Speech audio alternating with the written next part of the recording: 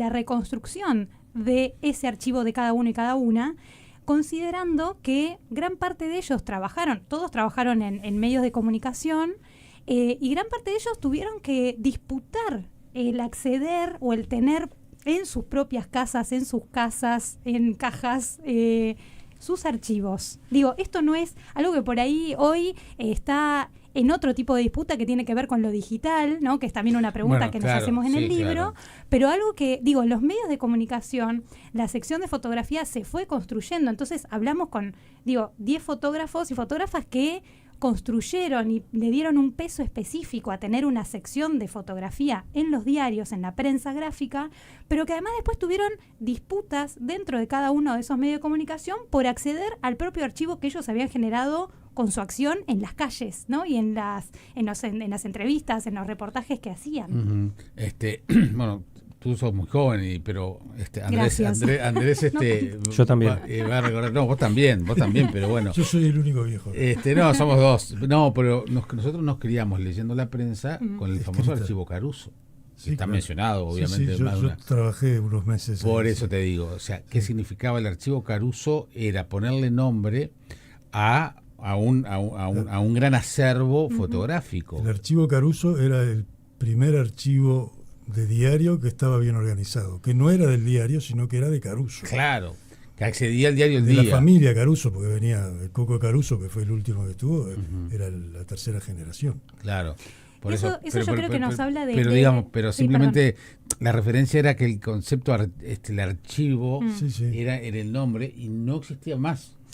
Y eso nos habla también, me parece, de una suerte de historización donde lo institucional, o sea, donde pensar los archivos parte mucho más de una voluntad personal que institucional muchas veces, ¿no? Sí. No porque no la haya ahora, de hecho nosotros siempre valoramos muchísimo y articulamos mucho con el Centro de Fotografía, ¿no? Que es una institución emblemática que le ha dado un peso específico a la fotografía en Uruguay, por supuesto.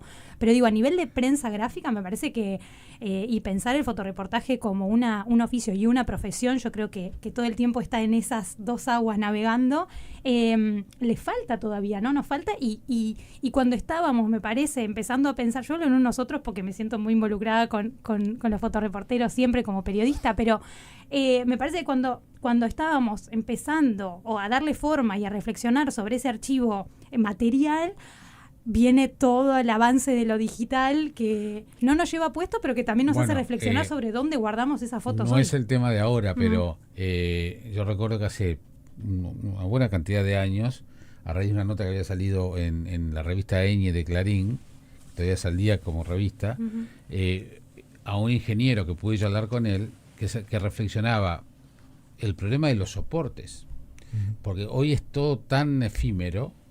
El fax duró 5 años, 10, no llegó a 10 años el desarrollo del fax. Hoy una fotografía que sacamos con un teléfono digital, que es un JPG, capaz que dentro de 5 años no hay lectores del JPG. Ahora está volviendo el tocadiscos de púa de nuevo, pero no existieron tocadiscos de púa. Hay gente que reivindica la fotografía analógica. Bueno, pero por eso, a eso voy. Porque por ahora el papel es lo que ha mantenido los libros, es lo que ha mantenido los papiros, es lo que ha mantenido, digamos, la memoria en mayor cantidad de tiempo.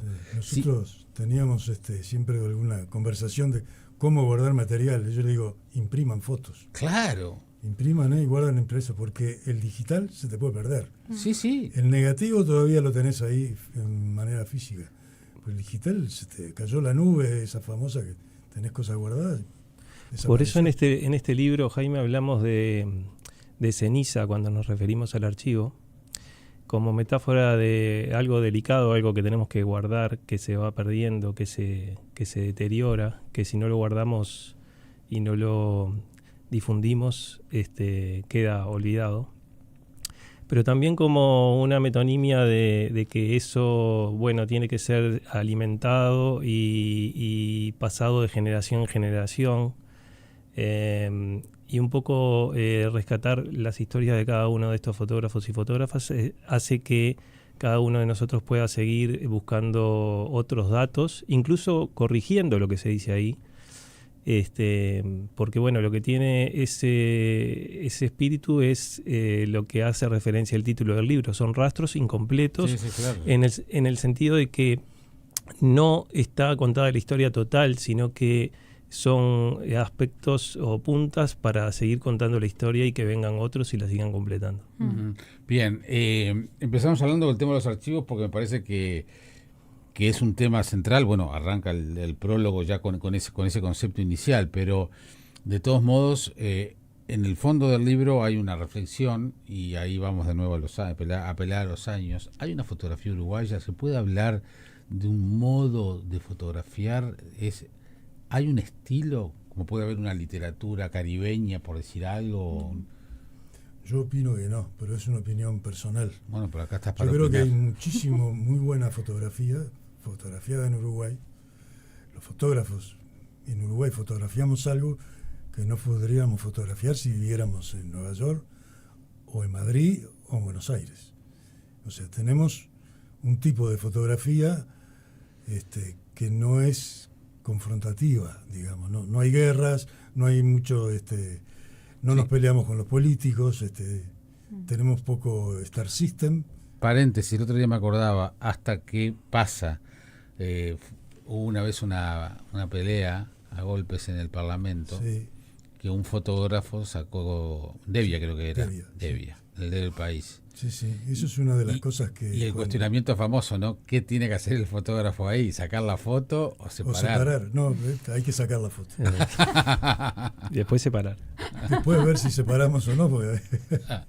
No, eso sí, eso de los chicos que llegaban bastante más jóvenes que yo, que nos decían, no, porque yo quiero sacar fotos de artistas y de esto, y no querían hacer fútbol, por ejemplo, deportes. Entonces decía, mirá, vos si vas al estadio o cualquier cancha y no te perdés el gol, el día que un parlamentario se agarra la piña con otro, tampoco te lo vas a perder. Claro. Porque tenés el ojo muy fino. No, y también el momento justo a Claro. ese artista, Claro. o sea, pues no todo es foto de estudio. Sí, claro, sí. Sí, los reporteros gráficos en realidad trabajamos muy poco en estudio. Ujú, claro, Casi todo exactamente. con cámara en mano, ¿no? Exactamente.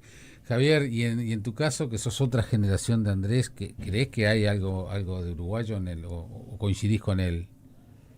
¿Hay una foto uruguaya? La fotografía uruguaya es la fotografía que se hace aquí en este tiempo, hoy, y la que se ha hecho en este país. Hay temas que son propios, característicos, y otros que tomamos de otros lados. Hay modas, hay formas de fotografiar, hay influencias.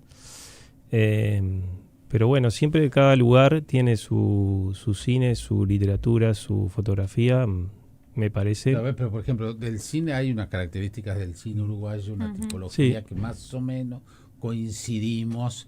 Y de la fotografía también vos podés rastrear temas, podés rastrear modos de acercarse, de trabajar, incluso modos de archivar, ¿no? Pero bueno, eso no quiere decir que sea una super originalidad y que no vamos a encontrar cosas así en otras partes del mundo. Quizás se hace difícil diferenciar la fotografía uruguaya de la Argentina, quizás, ¿no? Pero bueno, porque somos países bastante parecidos.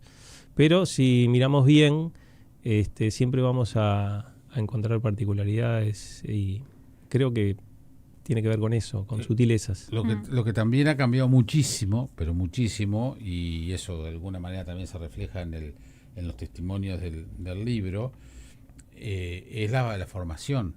Hoy los fotógrafos que tienen la edad de Azul o menores que ella, en general los que están trabajando o están en el ambiente han tenido una formación o en talleres o en las universidades. Nosotros, la Ustedes generación mía, nos hicimos a los palos. Por eso te digo. Con la cámara en la mano y en la calle. Por eso. Eso es un cambio sustancial. Sí.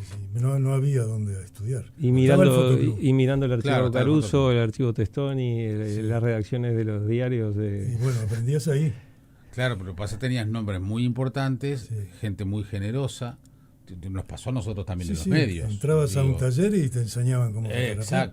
Exacto, ¿no? Y eso creo que cambia. porque es una forma, esa preparación requiere una sistematización del lenguaje fotográfico, por ejemplo, que ustedes sean más a intuición. Totalmente. Y hay algo también hasta de acceder a los medios, ¿no? Digo, a la propia cámara, que antes era un lujo y hoy, si bien siguen teniendo sus precios caros, pero es mucho más accesible tener una cámara básica con un lente básico para sacar una muy buena foto que antes, ¿no? Y eso lo vemos también en las entrevistas. Yo pensaba recién, lo vemos en las entrevistas, por ejemplo, pensando en el caso de Carlos Contreras, que viene a Montevideo pensando en hacer cine. Quiero decir, también hay algo, porque me quedaba pensando en esto de la fotografía uruguaya y cuántas veces pecamos de montevideocéntricos, ¿no? Totalmente. Cuando hablamos de la fotografía uruguaya. ¿De Cerro Chato es, no? ¿De dónde es? Sí. Me llamó la atención, no sabía que era de Cerro Chato. Sí. Y hay una mirada que creo, por ejemplo, trae Carlos sobre Montevideo, que se vuelve aparte un fotógrafo emblemático de Montevideo. Sí, claro, exacto. ¿no? Es una referencia, pero que creo que trae esa mirada desde su infancia en el campo y trabajar siendo muy pequeño ahí en el campo, ordeñando vacas y teniendo esas manos curtidas. Y llega a Montevideo con un sueño que es hacer cine y no puede por la dictadura y también por los recursos y los medios y cerrar carreras y demás. Y entonces termina haciendo fotografía pensando siempre en el cine. Digo, hay derivas en torno a la formación en fotografía que también vienen de ahí, los impactos que han tenido en muchos de estos 10 fotógrafos y fotógrafas. Bueno, el impacto lo tuvo en todos la dictadura, en todos nosotros, pero digo, también el impacto en haberse exiliado y vuelto al Uruguay y traer influencias y prácticas también de otros países, ¿no? Estando fuera del Uruguay, y esos diálogos y esas formaciones también se cruzan desde, yo diría, el 83, no solo el 85 en adelante, ¿no? Y hoy, sin dudas, en mi generación y la más joven, va de suyo que si querés hacer fotografía ya estás pensando en hacer un curso, mínimamente un curso básico, y hay una oferta mucho más grande. También hay cierta crisis en las escuelas de fotografía, hay que decir, pero bueno, ya ha llegado a niveles universitarios la formación en fotografía, ¿no? Y también otra cosa tiene que ver con dónde los mostrás. Sí. Donde se muestran, porque sacar fotos, digo, todos sacamos fotos, el tema es cuál es, digamos, antes había menos fotógrafos, pero había muchas publicaciones, y entonces... Mucha publicación en papel, pero hoy tenés las redes que te permiten mostrar infinidad de fotos. Lo que antes hacías una exposición e invitabas a tus amigos, ahora las colgás en las redes, y a veces llega hasta gente que ni sabes quién son. Sí, hay algo que me parece que igual no hay que perder. Yo en eso soy tan vieja escuela, pero soy como un alma vieja. Pero me parece que no hay que perder nunca el encuentro, y por eso también hacemos libros y hacemos la presentación del libro, porque hay algo en el intercambio, hasta en la sorpresa de de presentar un libro donde no hay casi fotos. Y hay algo, pero de recuperar el encuentro, la charla y la reflexión desde la conversación, ¿no? Me parece que no hay que perder tampoco las exposiciones de fotografía. Los espacios son muy reducidos también y hay que ganar esos espacios, ¿no? Uh-huh. Creo que hay algo, volviendo al centro de fotografía también, que tiene que ver con ir multiplicando las fotogalerías a cielo abierto, que es muy importante, ¿no? Eso es muy bueno, pero también el centro de fotografía era un reducto interno de la intendencia que era abierto, pero no tenía visibilidad prácticamente. Por suerte hubo un hábito de que allí se terminaban las fotos porque había gente que las hacía y tenía cierta constancia, hasta que en un momento se tomó la decisión de, bueno, Bazar Mitre, se compra el Bazar Mitre, se instala allí, y ya hoy es un lugar abierto, es un paseo más, teniendo una visibilidad. O sea, porque no se fundó hace 20 años el centro de fotografía, ya tenía años. Lo cual quiere decir que la gente está ávida de conocer sus propias historias. Hubo una decisión de mostrar algo que estaba oculto. A eso voy. Sí. Y la gente lo recepcionó, y hoy es un paseo maravilloso que el centro de fotografía. Si le sumás las galerías a cielo abierto, también me parece que están ubicando a la fotografía en un lugar increíble. Ahora, después de ustedes, van a estar acá en el estudio 2 jóvenes que sacan una revista impresionante, como ustedes están viendo. Ahora después vamos a hablar de ella, donde la fotografía es clave. Entonces, ¿a qué voy? A que no está todo perdido, a que capaz que hay una comunión entre las nuevas generaciones, todo lo visual, la carga visual Sí. que hay hoy en la comunicación, porque también antes los fotógrafos de la vieja guardia eran la única posibilidad de imagen. Sí. Y hoy también, así como mencionamos el centro de fotografía, de vuelta, para no caer en el montevideocentrismo, también es cierto que mismo en la ciudad de Montevideo hay muchos otros espacios culturales. En los últimos años yo creo que ha habido una reactivación de circuitos culturales amplios, también muy impulsados por jóvenes que han egresado de carreras artísticas, de comunicación, mucho audiovisual, ¿no? Y que abren, no sé, casas o por ejemplo, porque lo queremos mucho, el Club Cultural Charco, que es donde presentamos el libro y donde lo pueden conseguir, comprar, que queda allí en Maldonado, entre Barrio Zamorín y, bueno, en la esquina de Barrio Zamorín, nunca me acuerdo de la otra calle, Martín C. Martínez Trueba, ahí va. Maldonado 1477, van ahí a Charco. Ese es un espacio, por ejemplo, para mí muy claro de un circuito cultural joven que está creciendo y que abre a tener exposiciones de fotografía, de arte textil, que lo cruza con músicos y músicas que están en la escena hoy. Y me parece que esos son espacios que hay que cuidar y hay que multiplicar y hay que ir también para sostenerlos y donde nosotros nos sentimos en casa también, ¿no?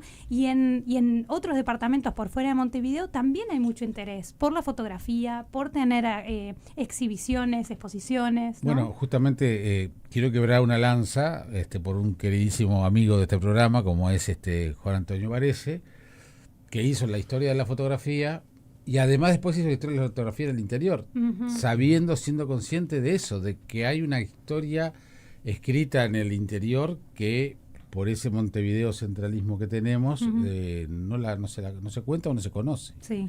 Entonces Varese estudió eso y me parece que es importante porque también se recorrió un camino que faltaba recorrer.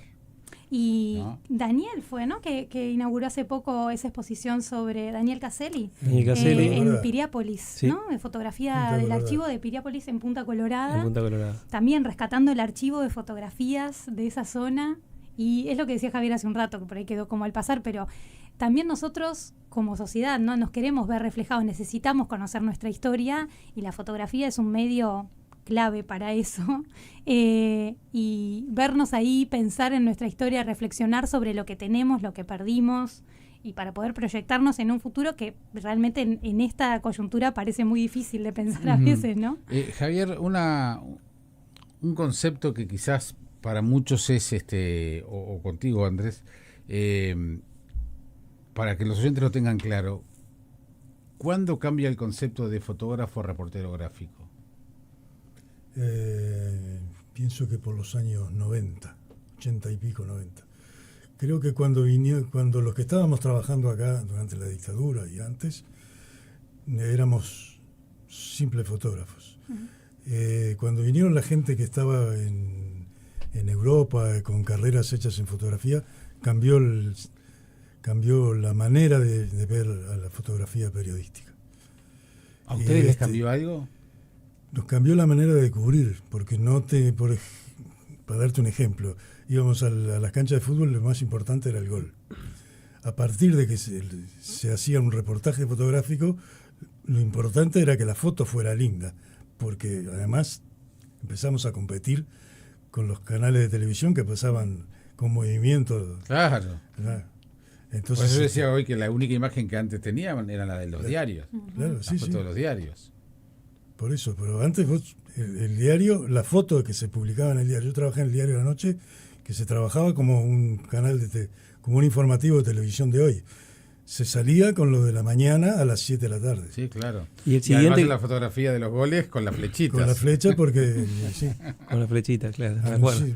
Pero el siguiente, hay un capítulo más ahí, el siguiente capítulo de eso es que pasamos a ser fotoperiodistas. Los fotógrafos Eso es posterior a pasaron fotoreportero. a integrar la redacción de los diarios, los semanarios, y a interactuar con los periodistas, con los redactores, con el Sí, editor, sí. de manera que se entendiera como un conjunto y no solamente como un relleno. Al punto tal de que hoy en las carreras universitarias existe, en la bibliografía, ¿no? Bueno, de hecho, a tal punto la cosa es así y no es tan nueva necesariamente que Hermenegildo Sabat, trabajando en El País como caricaturista, se va a Buenos Aires porque decide no aceptar el puesto de secretario de redacción que le habían ofrecido. Sí. O sea, a un caricaturista, Claro. como secretario de redacción, demostrando que el caricaturista es también un periodista, Sí, claro. como ustedes son Sí, fotoperiodistas. pero eso cambió ahí por los años 90. Ujú. Porque siempre las secciones de fotografía estaban como aisladas de la redacción. Porque como manejábamos químicos y eso, Sí, exacto. yo qué sé, el equipo Caruso, por ejemplo, estaba en la azotea, Sí. el del País también, de la mañana, y el diario estaba en los fondos del edificio. Ujú. Y después se integró cuando empezó la digitalización, que ahí era más fácil integrarse. Y estar en la redacción, en contacto con la persona que va a escribir la nota y poder trabajar en conjunto, fue un cambio abrumador. ¿Cuántas fotos sacabas de un evento o en un partido de fútbol, por decir algo, ahora que en Depende la época analógica y En la la época diferencia con analógica, lo si digital? te tocaba ir a canchas de fútbol con un rollo, venías con 3 partidos de fútbol. Wow. Sacabas 15 minutos en cada lugar y los que iban al estadio sacaban 3, 4 rollos cada uno, dependiendo de la empresa. Ujú. Y el digital, porque hoy el digital cambió saca todo. 5.000 fotos, yo no sé cuánto. Los editores, yo estuve un tiempo editando en el país. Cuando te mandan la tarjeta de un partido de fútbol, te querés matar. Como tenés Porque hay cientos y cientos de fotos. Y llega Para un momento que las elegir ves todas una, iguales. que además tenés el espacio ya predeterminado. Claro.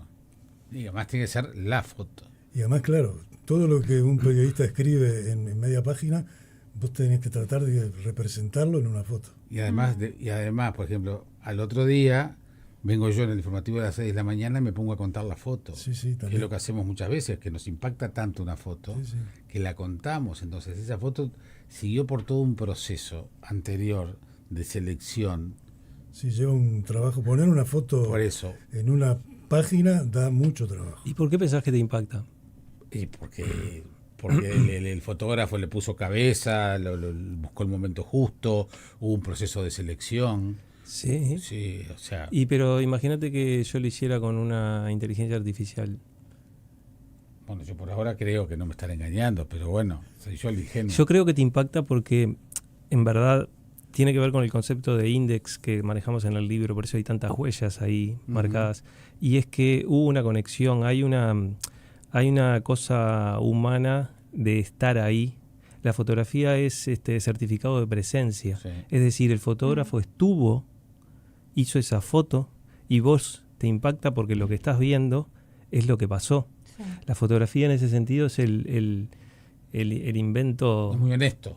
más honesto de todos, más que las palabras, para contar de lo que vimos. Dado que esto tiene una conexión directa, los haces de luz dieron contra el sensor o contra la película fotosensible, y el impacto es que vos tenés una conexión con que sabés que eso pasó. Y mientras los medios de comunicación, la prensa en general, mantengan eso y no lo pierdan, van a seguir teniendo lectores porque van a seguir creyendo que lo que les están mostrando y lo que están contando es lo que sucedió. ¿Está en riesgo? Bueno, mientras eso se mantenga, no. Obviamente que los medios de comunicación, los diarios y los semanarios en general, también tienen que sobrevivir. Quizás está en riesgo el modelo económico o la forma de organización del trabajo, pero mientras una persona piense esto que me están mostrando, por eso ahora nosotros tenemos que estar muy atentos en ver qué son esos videos que vemos en las redes, y enseguida vamos a ver quién es que publicó esto, quién lo publicó, el País de Madrid, la BBC, Sí, quién la lo publicó, trazabilidad. o lo publicó Sí, sí. X, y no sabemos si esto es un video real o es una foto real. Y entonces, mientras creo que se mantenga esto que hablamos del index, el riesgo va a ser el que cómo nos organizamos para sobrevivir, pero no va a haber riesgo de confianza. Ujú. Yo creo que, insisto, este libro es muy necesario, es una reflexión que continúa porque no es que recién empieza, pero me parece que es importante seguirla. estos libros sin fotos me parecen que son importantes. No, porque es el pensamiento puro, por eso destaco lo de sin Y son fotos. anécdotas, lo que contaba hoy Andrés, anécdotas y cosas de vividas, de Sí, redacciones claro. que es Si no se increíblemente... pierden con ellos. Exacto, es como, acá al lado tenemos un pedazo de la historia de los diarios del Uruguay. Sí, claro, O sea, exactamente. trabajó en todos lados. Pero a mí me pasaba cuando ustedes mismos cuentan algunas fotos famosas, que están en la memoria de todos. Claro. ¿No? Yo el otro día veía una foto actual de mi profesor de fotografía de facultad en el año 83, Diana Mines. Diana. Y la famosa foto del niño con la mano del viejo. Esa foto yo la vi en el año 83. Y Diana fue mi profesora. Claro. Y esa foto no se me va más de la cabeza. Y entonces esa foto es Diana Mines también. Y al Río de Libertad de Pepe Plá y así, que digo, cada uno tiene las fotos. Bueno, para mí la foto que tengo, así como si tuviera que registrar una primera foto de Uruguay, es la foto de Nancy Urrutia con la niña, ¿no? Esa foto que está ya post-dictadura, pero que está esa niña encuadrada, enmarcada entre las pistolas de dos policías, de un cordón que ha sido policial. tapa de brecha muchas veces. Y que tiene la mano, que sabemos ahora sí, que es de su madre, ¿no? Sobre su pecho, como protegiéndola. Para mí eso es una foto, esa, y también otra de Nancy, de Luisa Cuesta, entregándole, ¿no? Una carta ahí a Enrique Tarigo, a que Tarigo. se menciona en el libro también. Es que son fotos emblemáticas y que además han sido usadas en afiches de convocatorias de, por ejemplo, organizaciones feministas o de movimientos de derechos humanos, y bueno, y que durante mucho tiempo no tuvieron firma tampoco, ¿no? Es así. Que están en nuestra memoria social, cultural, popular. ¿Cuál es tu foto? Mi foto. Tu foto. Yo me he dedicado a guardar fotos de gente de la cultura, más que de otro tipo de fotos. ¿Y cuál es la que atesorás? La que atesoro, que le gusta, que me la piden a cada rato, es la de Mateo Cabrera. Y no, ¿Viste? no Cada, para menos. cada vez que muestro algo, dice, no trajiste la de Mateo Cabrera. Y la tuya, Tapa de disco. Estoy pensando en borrarla de las muestras. No te vamos a dejar. ¿Y la tuya? Es una pregunta complicada. Sé, pero yo prefiero ver la que... Gótela. No voy a mencionar ninguna en particular, pero bueno, todas las que con las que trabajamos, de Nancy o de todos estos fotógrafos que quiero nombrarles. Pablo, Tuya. Ah, mía. Tuya. Ah, mía. Bueno, qué sé yo. No sé. Está pensando capaz que hay no una la quiere foto que decir. nunca se publicó, por ejemplo. Seguramente, y ese es el motivo de esta charla.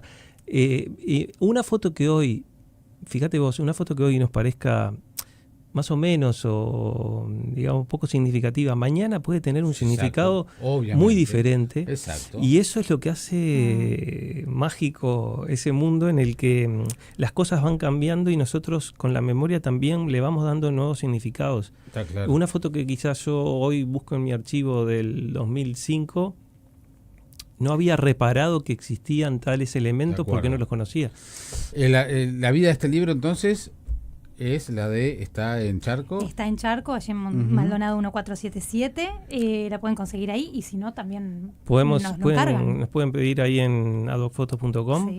El 2 de junio vamos a tener una nueva presentación en el Centro de Fotografía, donde vamos, si tenemos suerte, a contar con todos los fotógrafos que voy a nombrar: Pablo Bieli, Daniel Caselli, Gustavo Castañelo, Lilian Castro, Carlos Contreras, Andrés Fernández, que aquí está, Fernando Pena, Mario Schettini, Roberto Schettini y Nancy Urrutia. A todos ellos, muchas gracias por darnos sus recuerdos y su palabra. La verdad es muy bueno, muy disfrutable. Y en principio agradecerte yo a ustedes. En principio el 2 de junio vamos a tener esa presentación y otras presentaciones que vamos a ir poniendo en la página de ADOC para que la gente... adoc.com. Exacto. Rastros incompletos, memoria pública y archivo fotográfico de Uruguay, 10 encuentros con fotógrafos y fotógrafas, al revés. Javier Calvelo, Azul Cordo, Andrés Fernández, gracias por venir. Gracias. Un gustazo, que pasen Gracias, muy bien. Jaime.